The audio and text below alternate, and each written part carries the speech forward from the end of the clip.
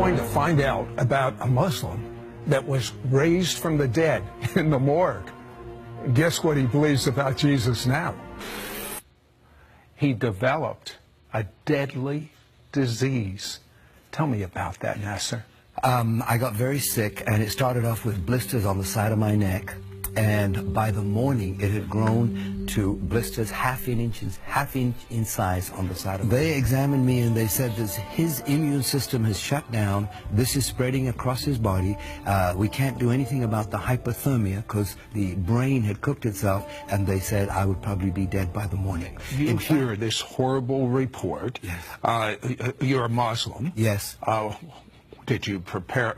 What does a Muslim think when he gets a death sentence? Like, Allah is not a healer.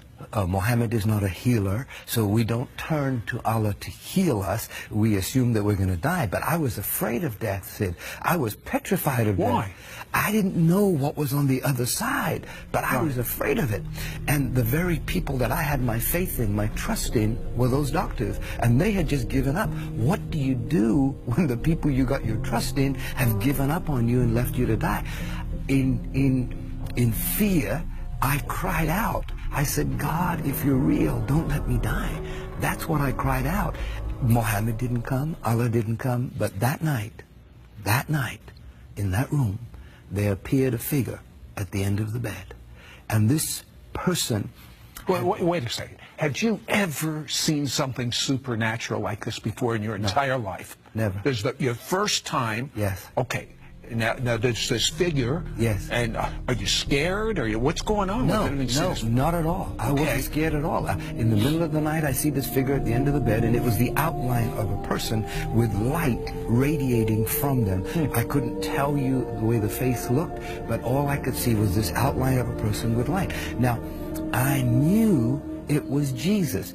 These people come to me and they say, but you're a Muslim. Muslims don't know Jesus. Oh, yes, they do. If you read the Quran, Jesus is mentioned many times as a good man, as a healer, as a prophet. Even his birth is mentioned, and that he healed people. But the main thing I understand about Islam, they say God has no son. I mean, look at the mosque when they have it right on top in Jerusalem. That's right. He has no son.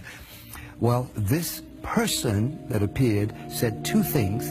I'm the God of the Christians, and I'm the God of Abraham, Isaac, and Jacob. Wait a second. As a Muslim, isn't it Abraham, Ishmael, and Jacob? That's right.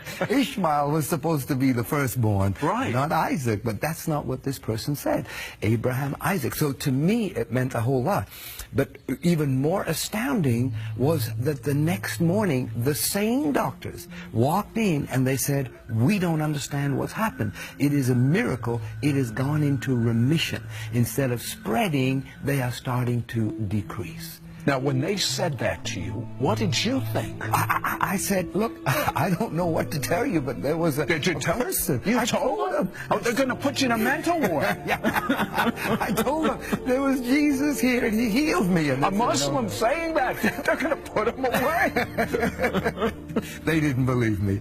And that became a test case in the city of Toronto. Why is this man alive? In fact, they said it's gone into remission so much, you can go home now. And I said, no, I don't want to go home. That was my security. That little room was my security. You wanted that man to come back? Yes, absolutely.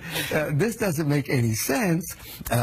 Is this Jesus that appeared in my room, is he a prophet, the way the Muslims had taught me all my life? Or is he the Son of God? What did you do about that? I had that burning question. Is Jesus really the Son of God? And I got home that day, the day I was released from the hospital.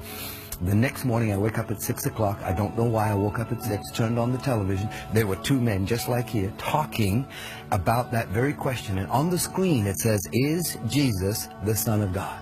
My goodness. Coincidence? I don't think so. That was the very question that was in my heart. And they're talking back and forth. And they were talking about how God sent his Son to die on the cross for our sins because of his love for us. Now, as a Muslim, what did this mean to you? It's so strange. Well, as a Muslim, I was taught all my life that to know that you're going to heaven, your good works have to exceed your bad works. And it's only through works. The only exception of that in Islam is called jihad. Jihad is when you die for your cause. You die for your God. And here I'm hearing these two men talk about not dying for your God, but your God dying for you. I'd never experienced that kind of love in my life. And I said, could this be true? Could it be true that God, the Father, sent Jesus, the Son, to pay the price for my sins, for everything that I've done wrong? This was all new to me, but it was exciting. And these men were talking back and forth that yes, Jesus is the Son of God, and yes, it is documented that he walked the earth, and it is documented that he healed, and it is documented that he died on the cross and paid the price for the sins of all men. So what happened with this horrific disease that you had? Well, that day when that program finished, I got on my knees. They led me in a prayer. I asked Jesus to be the Lord of my life. I found a photograph of the way I used to look, and I started praying to this Jesus. Can you make me look like this again? I had looked 75 years old. My whole face is aged. 5 days later, I woke up at 5 o'clock in the morning.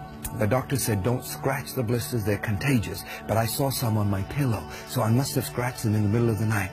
I got out of bed, stood under the shower, said for an hour and a half, every single blister from the top of my head, my face, my ear, my neck, my shoulder, fell. And the skin was red like raw meat. And the doctor said I would have white blotches, but as you can see, there's no blotches. So is there any doubt in your mind that God is the God of Abraham, Isaac, and Jacob, and that Jesus is his son? Any doubt? No doubt. I'll tell you. I am living proof. Don't go away. This is amazing.